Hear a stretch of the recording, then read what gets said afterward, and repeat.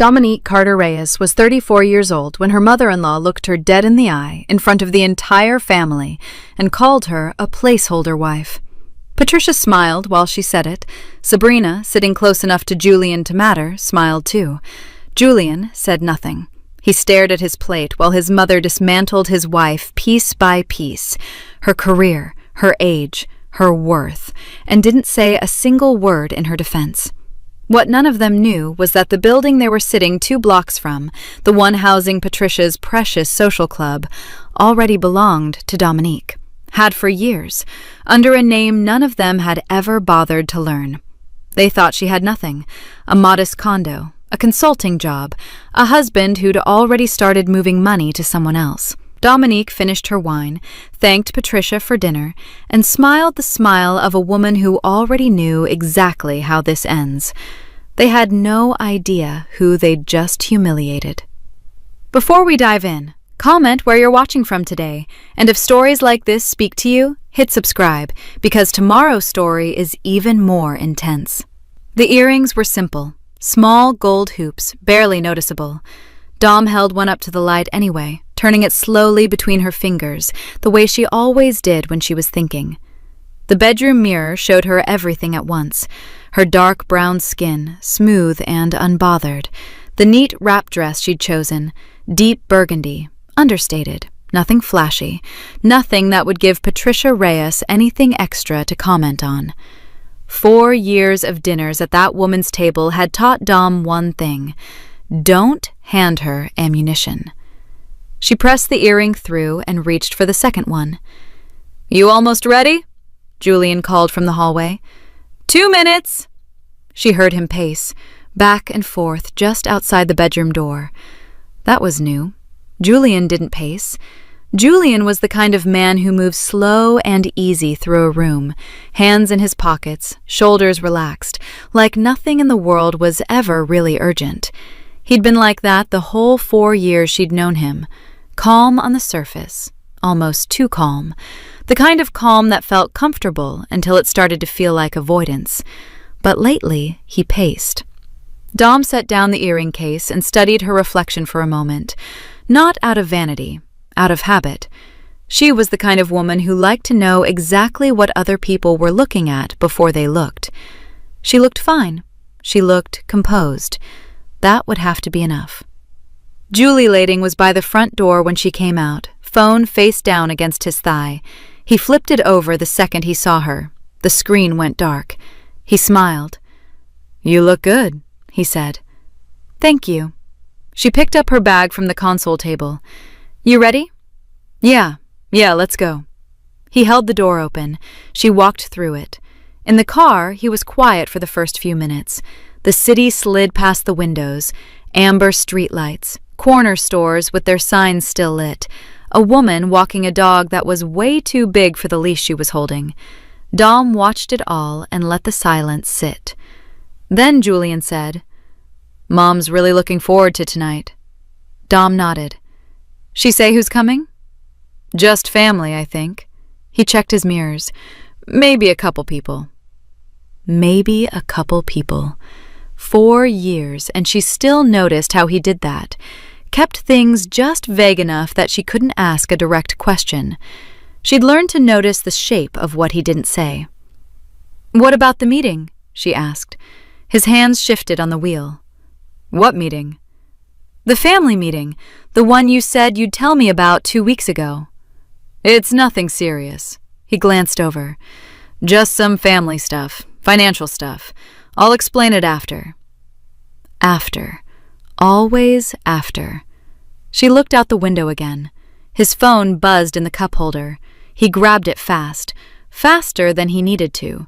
She caught the name on the screen before he turned it over. Sabrina. He didn't mention it. She didn't ask. She filed it away the way she filed most things, quietly, in a place where it would keep. "Oh," he said, too casual, a beat too late. "I should mention, Sabrina from work might stop by. Mom invited her. They've been talking lately, I guess." "Sabrina Holt?" "Yeah, you've heard me mention her." "Once or twice." He nodded, like that settled something. She let it go. Patricia's house was in a quiet part of the suburb, behind a row of old oak trees that made the street look more expensive than it was. The lights inside were all on. 2 cars already sat in the driveway. Julian parked and was out of the car before Dom had fully unbuckled. She took her time, smoothed her dress, breathed once, slow and even. Patricia was already at the door. "Julian!"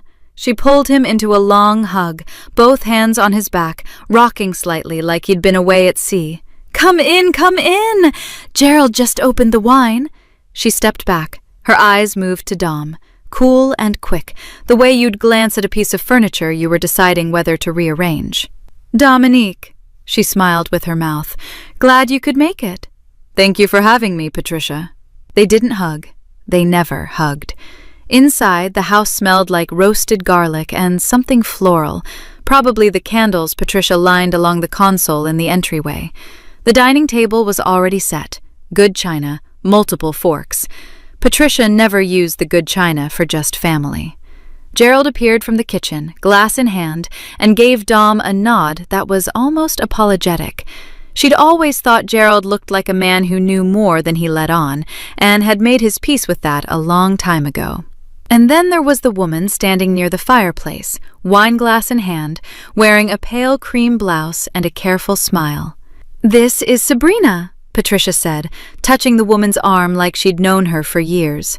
"A dear family friend." Sabrina was young, 20-something, pretty in a practiced way, like she'd spent time figuring out what her best angles were. "Nice to meet you," Dom said. "You too." Sabrina's smile stayed perfectly in place.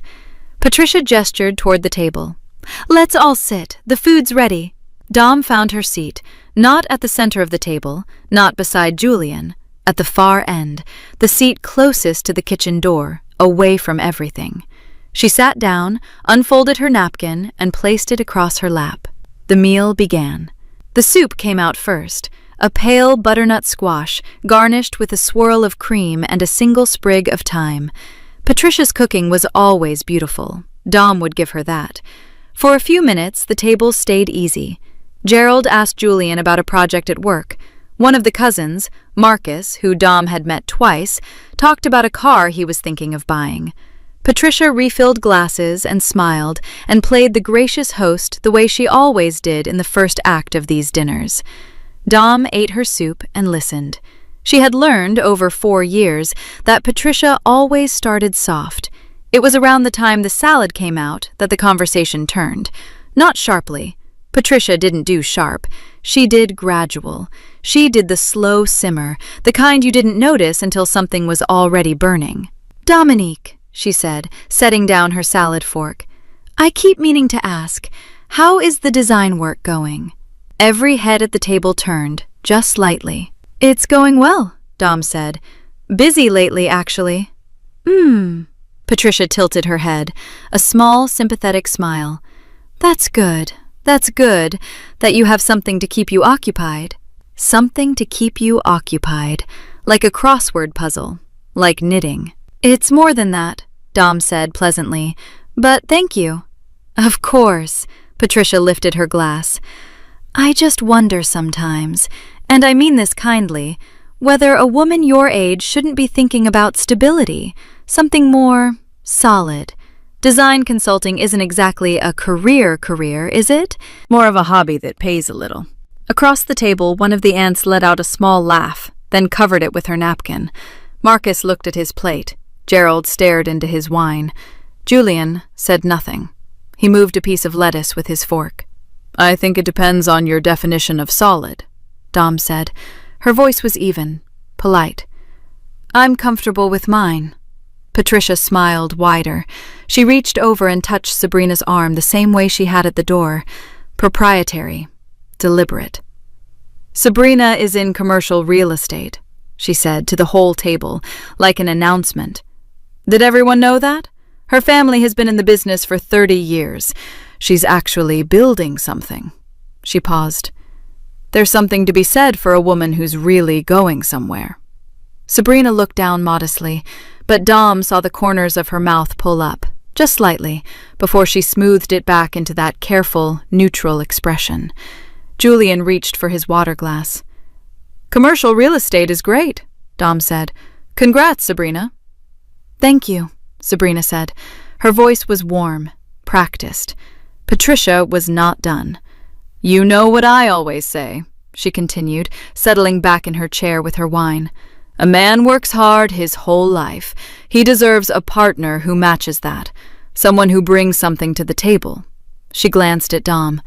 Not just warmth and good intentions. Actual substance. The table was very quiet. Dom cut a piece of tomato and brought it to her mouth. Patricia kept going. Julian has always been an ambitious man, even as a boy. I used to tell Gerald, I said, that boy is going to need someone who can keep up. She smiled at Julian with something that looked like love, but had teeth in it. And I still believe that. Julian looked up once. His eyes met Dom's for just a second. Then he looked back down. You've raised a good man, Dom said simply. Something flickered across Patricia's face. She hadn't expected that. She'd expected hurt. She'd expected the chin to tremble, the eyes to go bright, some small crack to appear that she could press on. She got nothing, so she pushed harder. I only say it because I care. Patricia set her glass down with a small click. A wife should be an asset, Dominique, not, and I don't mean this unkindly, a liability. Julian has a certain image to maintain. His colleagues have expectations. The people in our circle have expectations. And a woman who can't quite— She waved a hand vaguely, up and down in Dom's direction. Keep pace with all of that. Well, it's not fair to him, is it? A man like Julian deserves someone who fits. The word fits landed in the room like something dropped from a height. Sabrina was looking at her wine glass, but her shoulders had straightened. Gerald coughed once. Marcus was deeply interested in his bread roll. Julian did not look up. Dom was quiet for a moment. She picked up her wine glass, took a long, slow sip, and set it back down on the tablecloth with perfect steadiness. Patricia, she said, thank you for dinner. It was a lovely meal. She folded her napkin once and set it beside her plate. She stood. She did not push her chair back too hard, and she did not look at Sabrina, and she did not look at Gerald, and she did not look at the aunt who had laughed. She looked only at Julian. He stood, slowly, eyes still low, like the floor might tell him what to do next.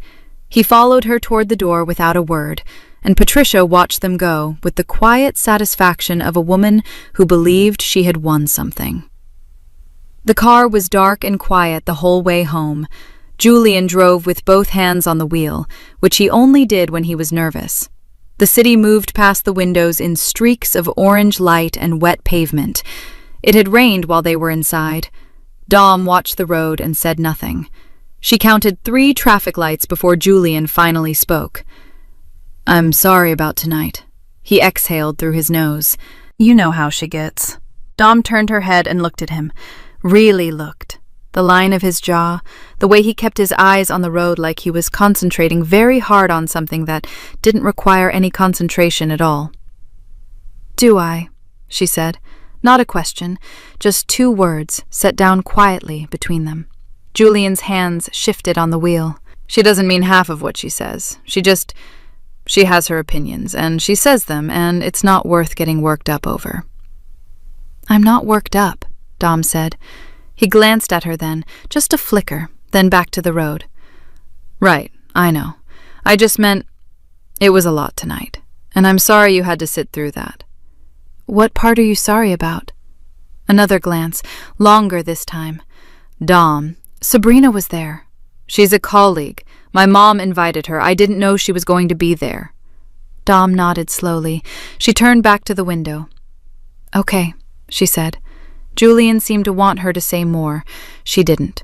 When they got home, she showered first, put on a clean t-shirt, and sat on the edge of the bed with her phone while Julian took his turn in the bathroom. She could hear the water running through the wall. She scrolled through nothing on her phone, not really reading anything, just holding it. a habit she had when she needed her hands to be doing something so the rest of her could stay still. By the time Julian came out, towel around his shoulders, hair damp, she had already turned off her bedside lamp and was lying on her side with her eyes closed. "You asleep?" he whispered. She kept her breathing steady. She heard him ease down onto his side of the mattress, heard him plug in his phone, heard the small, familiar sounds of him settling, one long exhale, a slight shift of weight, and then nothing. 12 minutes later, he was asleep. She knew the pattern of it, the exact rhythm of when he crossed over. Dom opened her eyes. She got up without a sound, bare feet on the hardwood, slow and careful past the bedroom door, down the short hall, into the second room they used as an office. She pulled a laptop from the bottom of the coat closet, from beneath an old winter jacket Julian had never bothered moving since they'd relocated it 3 years ago. He thought the shelf held nothing but scarves and a broken umbrella. She sat at the small desk, opened the laptop, and waited for the screen to load. The numbers she looked at first were the ones she knew by heart. The holding company, Carter Capital, registered under her maiden name, and the assets attached to it. 11 properties across the metro area, all acquired quietly over 6 years, managed through a property group that handled the day-to-day so her name never had to appear on anything visible. The building on Ashford Street, which she'd bought 4 years ago and had since tripled in value. The building on Monroe, where 3 of Julian's firm's biggest vendor contracts ran through, and the Callaway building on the east side, which housed, among other tenants, the Meridian Women's Club, Patricia's Club, where she had lunch every Thursday and her name was on the donor wall. Dom looked at those line items for a moment. Then she moved on. She opened the foundation records, the Carter Foundation. She funded arts programs in 4 cities, a scholarship track for first-generation college students, and 2 community health initiatives. None of it bore her face, just the name and the money behind it, doing its work quietly. Then she opened the portfolio summary. She scanned it in the way she always did, not with excitement, not with pride, just the clean, clear-eyed focus of someone checking the weather.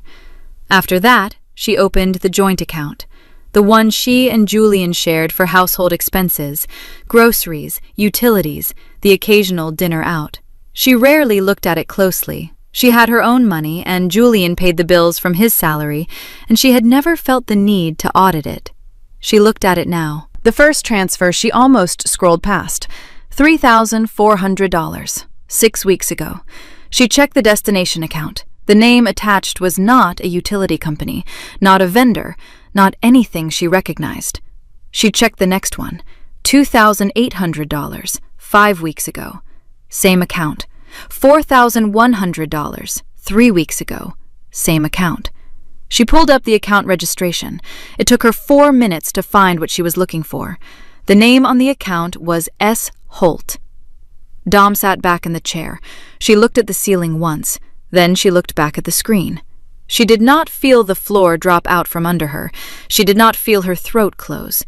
What she felt was something more like the moment before a move in chess, a small, clean click inside her chest. Recognition. She closed the laptop. She picked up her phone, opened her messages with Tasha, typed 6 words. "I think it's time they meet me." She set the phone face down on the desk and went back to bed. She lay down beside Julian in the dark, pulled the sheet up to her shoulder, and closed her eyes. Her breathing was slow and even. She slept. Renata Voss kept her office on the 14th floor of a glass building downtown, the kind of place where everything was clean lines and quiet. No clutter, no art on the walls except one framed print near the window, a single black line on white paper that could have been anything, the kind of art that cost more than it looked like it should. Dom had always liked that about Renata. She didn't perform her success. She simply had it. "Portfolio review," Renata said, not looking up from the folder she was already flipping through when Dom walked in. Her reading glasses sat low on her nose. She was 53, with close-cropped silver hair and the precise movements of someone who had never once wasted a gesture in her life. "Routine," Dom said, setting her bag on the chair beside the desk. Renata looked up then. She studied Dom's face for exactly 2 seconds. Then she took off her glasses and set them on the desk. "Show me." Dom opened her laptop. She pulled up the joint account and turned the screen toward Renata without a word. Renata looked at the transfer log. She didn't react. Not a flinch, not a sharp breath. She just pulled the laptop a little closer and scrolled with 2 fingers, slow and methodical. "3 transfers," she said. 10,300 in 6 weeks. To an account registered to S. Holt. Sabrina Holt. Julian's co-worker, Dom said. Renata nodded once. She handed the laptop back and reached for her own keyboard. "Give me 20 minutes. Dom sat in the leather chair across from the desk, hands loose in her lap.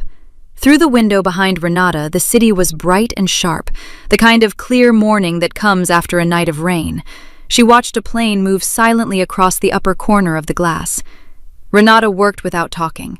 She made 2 phone calls, both brief, both in the clipped, specific language she used when she needed answers fast and didn't want to explain why. She typed in long stretches. She opened 3 tabs, cross-referenced 2 documents, printed 1 page, and then leaned back in her chair and looked at Dom. "It's not just an affair," Renata said. Dom waited. "The transfers are funding a capital contribution, partial investment stake." Renata slid the printed page across the desk. "Holt Family Properties is mid-acquisition on a commercial building. They're pulling in outside investors to close the gap in their financing. Julian has been moving money into Sabrina Holt's personal account, and that money is moving again, into a holding vehicle attached to the Holt family deal." Dom picked up the page and looked at it. The building address was printed near the top of the document. She recognized it immediately. "The Callaway Building," she said. "East Side, commercial mixed use, 11 tenants, including the Meridian Women's Club." Renata paused. "Patricia Reyes's club." "Yes." Renata looked at her for a moment. "Dom, your holding company owns that building. Has since 4 years ago. Under Carter Capital." "Under my maiden name," Dom said. "The Reyes family has no idea." Renata was quiet for a moment. It was the closest thing to surprise Dom had ever seen from her. A brief, still pause before she folded it away. "Holt Family Properties is trying to acquire an asset that you already own." "It appears so." Renata set her glasses back on her nose and looked at her screen again. "I've been hearing some noise for a few months about Patricia Reyes. Social circle talk, nothing concrete. She's been positioning this Holt connection as a financial opportunity for her family, not just a relationship." She clicked through 2 more screens. "From what I'm seeing, she's been pushing Julian toward this merger for over a year, framing it to him as securing the family's future. The Holts have real estate money. Julian has a salary and a mother who wants access to that money." "And a wife they think has neither," Dom said. "Exactly." Renata folded her hands on the desk. "They don't know what you're worth. They have no idea what's sitting under your maiden name. As far as the Reyes family is concerned, you're a design consultant with a modest income and whatever Julian earns." "That's what I've let them think." Neither of them said anything for a moment. Outside, the plane had disappeared behind a building. The office was very quiet. Dom set the printed page back on the desk, squarely, corners aligned. "I want to know everything," she said. "Sabrina's family, their real numbers, what they owe, what they're leveraged against, what this deal actually requires to close." She paused. "And the Reyes family, their actual financial standing, not what Patricia tells people at her Thursday lunches, what's real." Renata reached for her notepad. "Before you decide your next move." "Before I decide anything," Dom said. Renata wrote 2 lines, capped her pen, and looked up. "How much time do I have?" Dom picked up her bag from the chair beside her.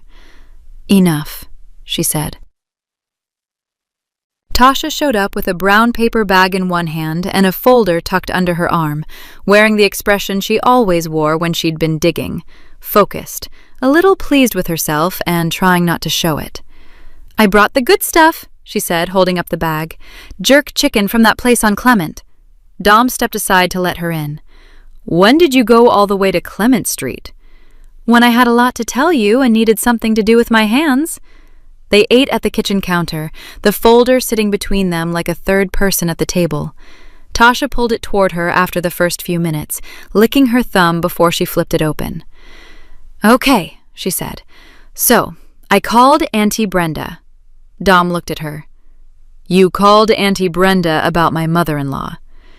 "She's been in that same social world for 30 years. She knows every woman who ever sat on a committee in this city." Tasha turned the first page. "Turns out Patricia Reyes used to be a regular topic." "Past tense?" "Past tense. She's been quietly shrinking for a while." Tasha tapped the page. "But here's what started it. Gerald had an affair.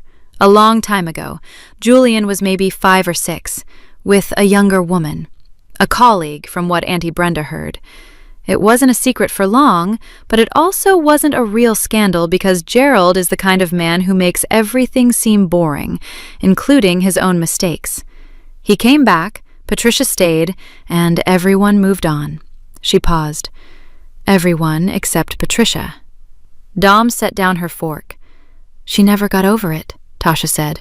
"Not really. She stayed, but Auntie Brenda said she changed after that. Got harder.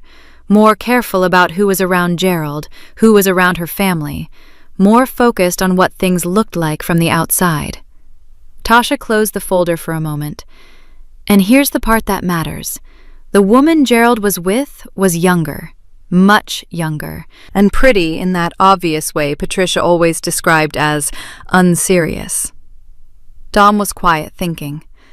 "She's been afraid ever since," Tasha said. "Afraid of becoming the wife who gets set aside, the one who ages out while the husband upgrades." She opened the folder again. "And then Julian brings home a woman she can't quite read. Quiet, composed, doesn't talk about money, doesn't perform. Dom, she didn't hate you because you were beneath her. She was scared of you." "She disguised it well." "She always does. So she pushed it outward, made it your problem. Told herself that pushing Julian towards Sabrina was protecting the family, giving him something stable, something connected." Tasha's voice flattened. What she was really doing was making sure she got to choose, that nobody chose for her again. Dom reached over and pulled the folder toward herself. She looked at the notes inside, names, dates, a few printed text exchanges Tasha had gotten from sources Dom didn't ask about. "And Sabrina?" Dom asked. Tasha leaned back against the counter. "That part took me longer. She's polished, keeps it tight online, keeps it tight in person. But I know a woman who used to work at the Holt Properties offices. Admin, stayed about 2 years. Tasha crossed her arms. She said Sabrina was always the face. At every event, every presentation, every client dinner. Never the one who ran the numbers, never the one who sourced the deals. Just the name. The daughter they could put in a room and trust to look the part. She grew up being used. She did, and she knows it, even if she won't say it. My source said Sabrina talked about wanting to do something on her own eventually, start her own branch of the company, something with her name on it that wasn't just inherited. Tasha shook her head. Never did it, though, because the name was comfortable, and she couldn't figure out who she was without it. Dom turned a page in the folder. There was a photograph Tasha had printed, Sabrina at some industry event, standing beside a Holt Properties banner, smiling for the camera. She looked confident. She looked like someone playing a part she'd rehearsed so many times she'd almost forgotten it wasn't real. "So this is what it is," Dom said. "Patricia repeating what was done to her. Sabrina hoping someone will finally see her as more than decoration. Julian letting all of it move around him without saying a word. And expecting you to disappear quietly so they can finish the deal." Dom looked at the photograph a moment longer. She understood it now. The full shape of it, the why underneath the cruelty. She could see how fear moved through people like water through a crack, spreading further than anyone intended, doing damage that looked personal, but was really just old damage finding a new place to land. She understood it. That was all. She closed the folder and set it aside. When she spoke, her voice was the same as it always was, even, unhurried, certain. "Knowing why they did it doesn't change what they did," she said. "It just means I see them more clearly." She looked at Tasha. All of them, including Sabrina. Tasha nodded once. She pulled the bag of food closer and started eating again. "Good," she said. "Then let's talk about what comes next." The Reyes house was quieter without Patricia in it. Gerald answered the door in a cardigan and reading glasses, a mug of something warm in his hand. He looked surprised, but not alarmed. That was the thing about Gerald. He never looked alarmed. He was the kind of man who would watch a building burn and describe it as an unfortunate situation. "Dominique," he said, "Patricia's out." "I know. I actually came to see you." Dom smiled, warm, uncomplicated, nothing behind it that he could find. "I had some questions about the social club.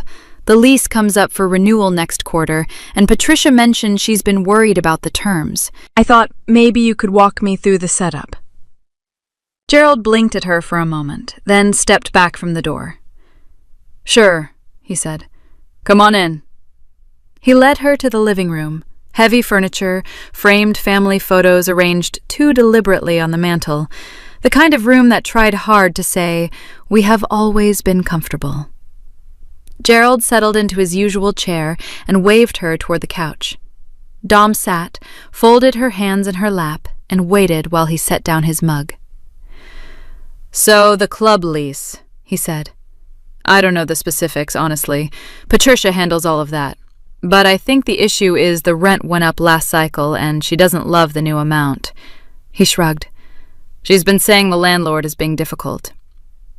"That happens," Dom said. "Do you know who manages the property?"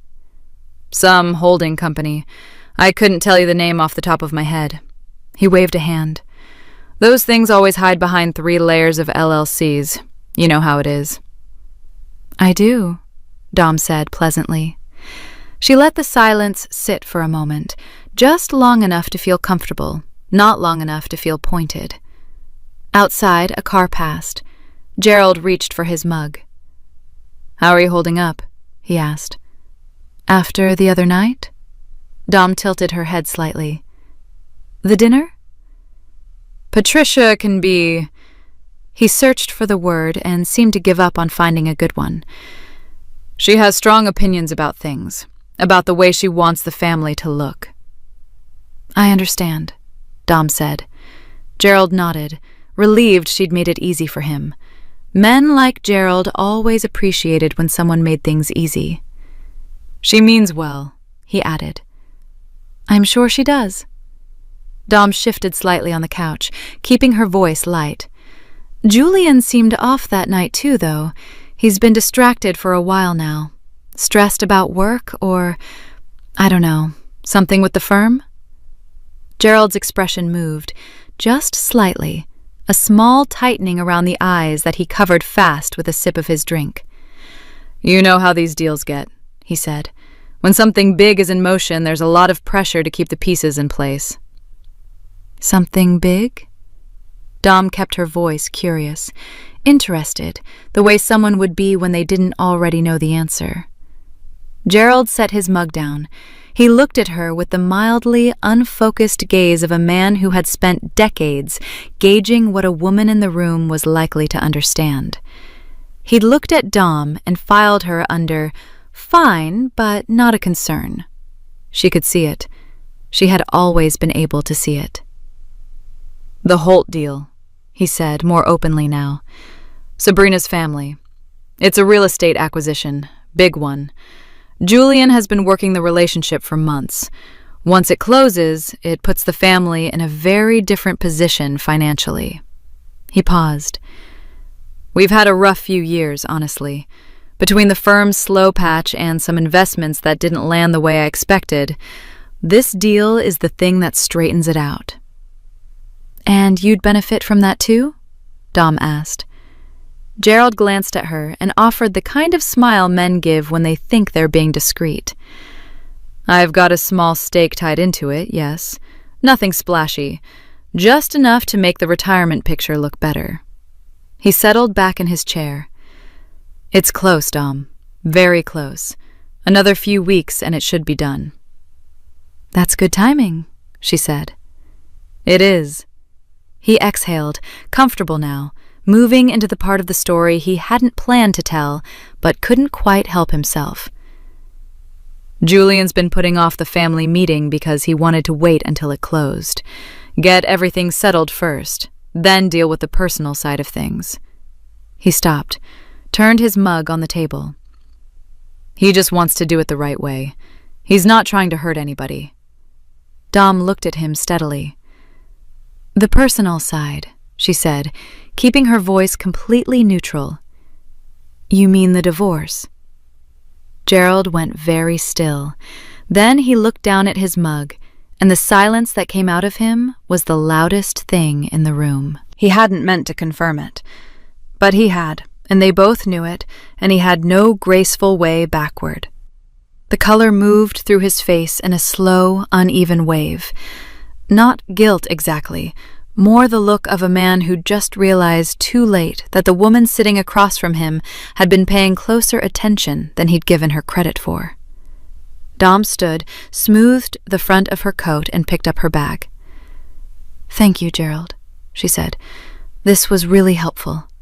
She smiled once more, the same warm, uncomplicated smile she'd walked in with, and let herself out. Renata's office was on the 14th floor of a building with no signage on the outside and no receptionist who smiled. The kind of place where serious things got done without any fanfare. The carpet was dark gray, the windows faced west. Everything here was chosen for function, not impression. Dom set her bag on the chair beside her and opened the folder she'd brought. Renata was already at her desk, reading glasses on, a second set of documents spread in front of her. She didn't look up right away. That was one of the things Dom had always appreciated about her. She finished what she was doing before she started something else. "Gerald confirmed a divorce is planned," Dom said. "He didn't mean to, but he did." Renata looked up then. "Filed when?" "He didn't give me an exact date, but he said the family meeting has been pushed back until the building deal closes." Dom sat down. "Julian wants to settle everything, his word, after the money lands." Renata pulled off her glasses and set them on the desk. "Then let's talk about the building." She slid a document across the desk, clean, official, a notarized filing with a date stamped in the upper right corner. Dom picked it up and looked at the date, even though she already knew what it said. Her holding company had owned the building for 6 years, long before Julian ever mentioned Sabrina Holt, long before Patricia started angling for a merger with a real estate family she'd barely known 2 years ago. Long before anyone in the Reyes household decided that Dom was a problem to be managed and then quietly discarded. The building had been hers the entire time. "We can schedule the lease renewal decision for a specific date," Renata said. "Whenever you want it. We hold the decision, we hold the timeline. Patricia's club has been operating month to month since the last term expired. They've been waiting on us to extend, and they don't know that the us in question is you." Dom set the document back on the desk. "Set it for the same weekend as the family meeting." Renata wrote it down without comment. "What about Sabrina's family?" Dom asked. "That's the part I want you to hear carefully." Renata opened a second folder and turned it toward Dom.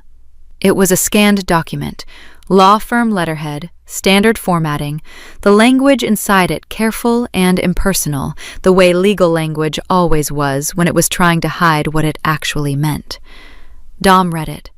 It was a draft. Julian's name was at the top. Sabrina's family lawyer's firm was listed at the bottom. The filing date, written across the top of the first page, was exactly 1 week after the projected close date of the building acquisition. Julian hadn't been waiting to figure out what he wanted. He'd already decided. He'd already signed his name to it. He'd been sitting across from her at breakfast, coming home to their apartment, apologizing weakly for his mother's behavior at dinner, all while a lawyer 2 miles away held a document with his signature on it. Dom placed the document back on the desk. She didn't allow herself to sit with the feeling for long. There would be time for that later. Or there wouldn't. Either way, it didn't change what needed to happen next. "Tasha," Dom said. "Already on it?" "Not yet. I need her to move this week." Dom leaned back in her chair. "She has contacts close to Sabrina's family's business circle. I want her to start a small fire. Nothing traceable, nothing dramatic. Just enough doubt about Julian's financial situation to make them nervous. Let them wonder if the man they're about to merge their name with is actually standing on solid ground." Renata nodded slowly. "Carefully done. That could stall them without triggering a full withdrawal." "I don't want them to withdraw," Dom said. "Not yet. I want them scared and uncertain and asking questions they can't quite answer. I want them nervous enough to pay attention when the real information arrives." Renata made a note. The pen moved in clean, even lines. The rest of the hour was details, holding company documentation organized and certified, a record of every transfer from the joint account formatted for review, the lease renewal decision locked to a date and time that Dom controlled entirely. Each piece was placed where it needed to be, like objects set on a table before guests arrived. When they were done, Dom stood, straightened her coat, and reached for her bag. She thought about Patricia's dining room, the long table with the good china, the way Patricia had sat at the head of it like a woman presiding over something she owned, the way Julian had stared at his plate while his mother took Dom apart, word by word, in front of people who laughed or looked away. She picked up her phone and dialed. It rang twice. "Dominique?" Patricia's voice was cool and even, carrying that particular tone she reserved for Dom, pleasant enough on the surface, dismissive underneath. "Patricia," Dom said, "I think it's time we had that family meeting. This weekend, if you're available." A brief pause. "And I'd like Sabrina to be there." Patricia had set the table the same way she always did. Good china, the cream-colored plates with the gold rim, a low centerpiece of white flowers, fresh ones, not from a grocery store, the kind of table that said, "We have standards here," the kind of room that said, "Know your place before you sit down." Dom arrived last. She'd timed it that way. When she walked in, they were already seated. Julian at the side, shoulders slightly hunched, his hands around a glass of water he hadn't touched. Gerald at the far end, quiet as furniture. Patricia at the head, composed, wearing the dark green dress she saved for occasions she considered important. And Sabrina, seated across from Julian, her posture perfect, her expression arranged into something that looked like polite concern, but wasn't. Dom set her bag beside her chair and sat down. "Dominique," Patricia smiled, the kind of smile that came right before something sharp. "I'm glad you called this. I think it's past time we had a real conversation about the direction of things, about what's best for this family going forward." She let the word family sit in the air for a moment, deliberately, the way a person sets something down to make you notice it. "Julian has worked so hard," Patricia continued. "He's built something real, and we all want to see him in the right position to protect that." Her eyes moved briefly to Sabrina, then back to Dom. "Sometimes love isn't enough to sustain a life. Sometimes people grow in different directions. There's no shame in that." She said it gently. That was the cruelest part, the gentleness, like she was doing Dom a kindness. Julian looked at the centerpiece. Gerald looked at his hands. Sabrina looked at Dom with something just behind her eyes that wasn't quite a smile, but was close enough. Dom let the silence hold for 1 full second. Then she reached into her bag and placed a folder on the table. "I appreciate that, Patricia," she said. Her voice was even, unhurried. "I'd actually like to start with a piece of paperwork, if you don't mind."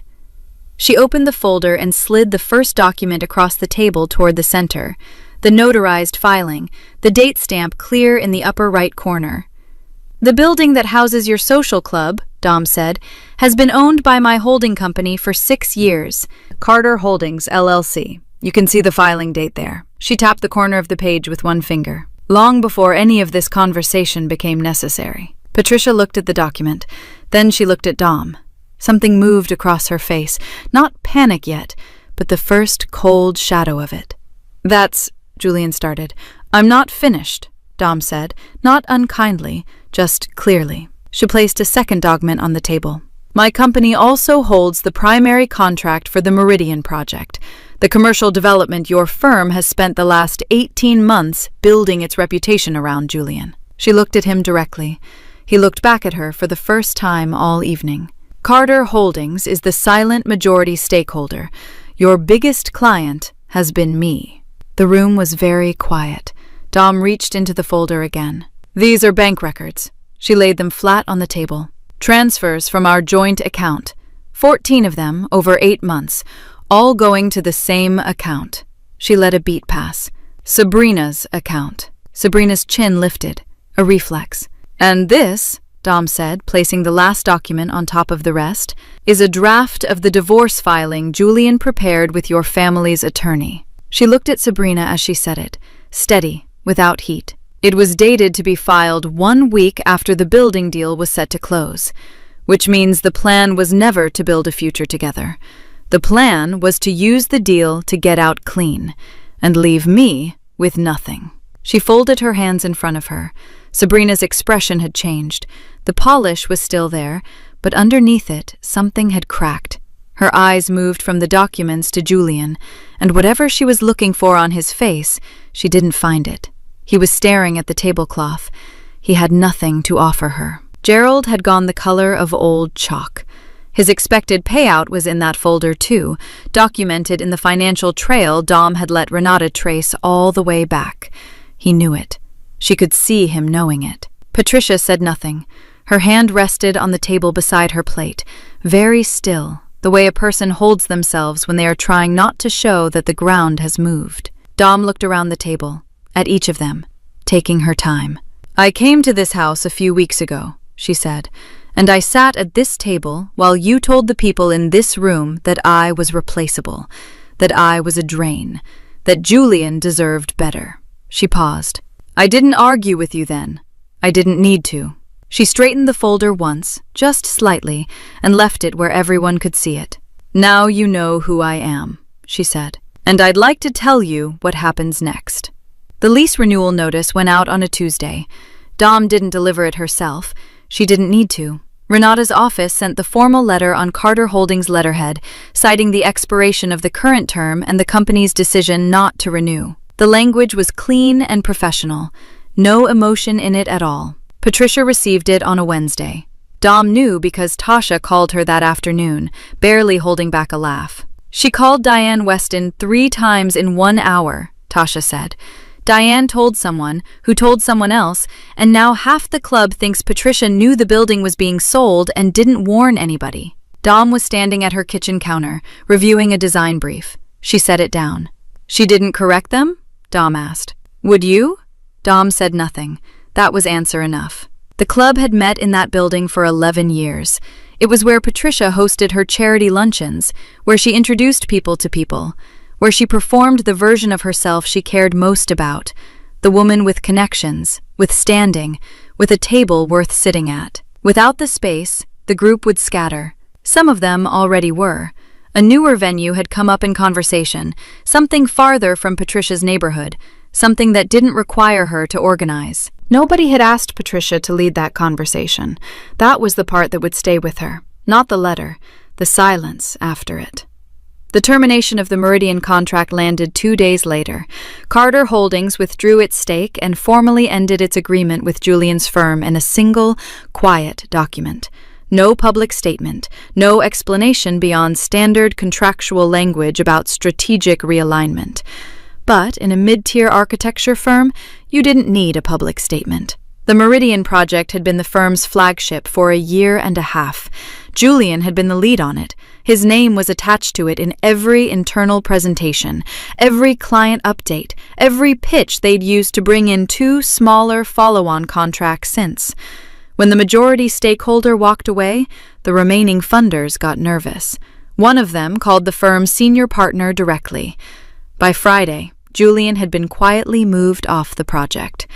Dom heard about it from Renata, who heard about it from a contact in the firm's building management office, someone who had no idea about the larger picture and mentioned it the way people mention office gossip. Apparently the Reyes guy got pulled. Big deal, too. That's a rough week. It was. Renata filed the settlement paperwork on Thursday morning. It was thorough. The fund transfers were itemized, all 14 of them, with dates and amounts and the destination account, Sabrina's name printed clearly in the documentation.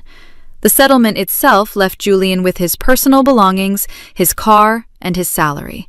Nothing from the marriage. No claim on any asset tied to Carter Holdings, which Dom had held under her maiden name from the beginning. Legally, he had no ground to stand on. He'd signed the standard prenuptial agreement 4 years ago without reading it closely, trusting that Dom had nothing worth protecting. He'd been wrong about that. The transfer documentation reached Sabrina's family through their attorney, who had been quietly growing nervous ever since Tasha's contact had planted doubt about Julian's finances 2 weeks earlier. When the full picture arrived, the fraud, the instability, the paper trail of a man moving money to cover a deal that was already collapsing, Sabrina's father made the decision within the hour. The real estate deal was dead. Dom learned later, through Tasha, what had happened in the Holt family's conference room that afternoon. Sabrina's father had spread the documents across the table and asked his daughter one question. "Did you know about any of this?" She hadn't. That was the honest answer, and it didn't help her. Because what Sabrina's family saw wasn't just a bad deal. They saw their daughter's name attached to a man who had been stealing from his wife to fund a scheme that had now gone public in the worst way possible. They saw their real estate company's reputation brushing up against words like fraud and undisclosed transfers. They saw what it would look like if anyone connected the dots. Sabrina had walked into Patricia's dinner table thinking she was the prize. She had sat across from Dom and felt, for a brief and satisfying moment, like the obvious upgrade.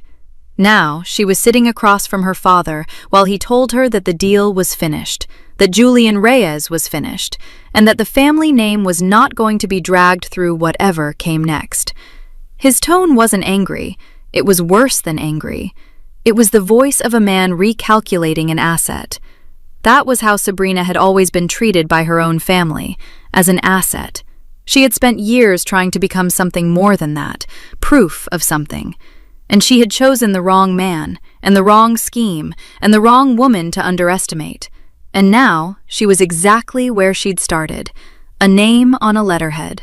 Nothing behind it that she'd built herself. Gerald's payout vanished with the deal. There was nothing to say about that. He had made his choices quietly, and he lost quietly, and that was the most Gerald thing possible. Julian called Dom on Saturday morning. She was in her kitchen when her phone lit up on the counter, his name on the screen. She looked at it for a moment. Then she picked up. "I think we need to talk," he said. Julian suggested a coffee shop downtown. Neutral ground, he'd said on the phone. Somewhere quiet. Dom arrived first. She always did. She chose a corner table, ordered a black coffee, and sat with her back to the wall. The place was warm and smelled like espresso and old wood. A soft hum of other people's conversations filled the air. She was calm. She had been calm for weeks now. Not the forced calm of someone holding something back. The real kind. The kind that comes after a decision has already been made and carried out and finished. Julian walked in 7 minutes late. He looked smaller than she remembered. Not physically. He was still tall, still put together in the way he always was, nice coat, clean shoes, but something in his posture had gone soft. His eyes moved around the room before they found her, and when they did, he tried a small smile that didn't quite land. He sat down, ordered nothing. "Dom." He said her name like it might fix something. She waited. "I know how bad this looks," he started. "I know what you found. I know what Renata filed." He folded his hands on the table. "But I need you to understand. My mother pushed most of this. She got in my head. She's been in my head for years. The Sabrina thing, the deal, He stopped, shook his head. "I was weak. I know that. But I never stopped caring about you." Dom picked up her coffee, took a slow sip, set it down. "I believe you were weak," she said. He blinked. That wasn't what he expected. "Julian." Her voice was even, no heat in it. "Do you remember the dinner at your mother's house, 6 weeks ago?" He looked down. "Dom. She called my career a hobby. She implied you deserved better. She sat Sabrina across from me like a suggestion." Dom paused. "And you stared at your plate." "I know. I should have said something." "You should have," Dom agreed. "But you didn't. And that's the part I keep coming back to. Not the transfers, not the papers you drafted, not even Sabrina." She looked at him directly. "You sat at that table and watched her do it, and you made a choice. You just didn't have the courage to tell me that was what you were doing." Julian's jaw tightened. "She's my mother." "She is," Dom said. "And I was your wife." The word was settled between them like something solid. He tried again. His voice dropped lower, more careful. "We could rebuild this. I know that sounds impossible right now, but I know you. I know how you think. You're not someone who just— Julian." She said his name once, quiet and clean, and he stopped. "I'm not angry anymore. I want you to know that. I'm not sitting here wanting you to hurt." She folded her hands around her cup. "But I'm not coming back to a marriage where I had to hide who I was just to survive it. And I'm not forgiving silence dressed up as helplessness." He looked at her for a long moment. Something moved across his face. Not quite grief, not quite shame. Something in between that he would have to carry himself. Dom stood. She left 2 20s on the table, more than enough for both of them. "Take care of yourself," she said. And she meant it, the way you mean something when you've already let it go. Then she walked out into the cool morning air, and she didn't look back. A year later, the building on Mercer Street had a new sign above its entrance. Carter Community Foundation. Clean letters. Her name. Her work. The renovation had taken 9 months. Dom had overseen most of it herself, walking the floors on weekends with a hard hat and a cup of coffee, watching the old bones of the place become something new. The ground floor had been converted into a community workspace. The upper floors housed 3 nonprofits she'd helped fund for years in private, finally operating in the open with the resources they'd always deserved. Renata had handled the legal work, same as always. Tasha had unofficially managed the contractors, same as always. Julian was working at a smaller firm now, a step-down position, managing documentation rather than leading design. His name no longer appeared in presentations. People in his old circle knew why. Not all the details, but enough. He and Patricia rarely spoke. She had relocated her social gatherings to her own living room, which only held a fraction of the people who used to come, and they came less often now. The group had quietly reorganized itself around someone else. Gerald stayed home and said very little, same as always. Sabrina was spotted at a smaller industry mixer that fall, polished, composed, smiling at the right moments, still trading on the Holt name, still attaching herself to conversations she hadn't started and deals she hadn't made, still waiting for someone to hand her the thing she'd never learned to build. On a Friday evening in November, Dom sat at the head of a long table in the building's new dining room. Tasha was to her left, laughing at something. Renata was across from her, wine in hand, finishing a story. 4 other women filled the remaining seats. Colleagues, friends, people who knew exactly who Dom was and had known for years. The food was good. The conversation was better. Dom looked down the length of the table, in her building, in her life, and felt something she hadn't felt in a long time. Full. Thank you for watching until the end. If this story meant something to you, hit subscribe and turn on notifications. I've got 2 stories on the screen that you have to watch next. Have a great day.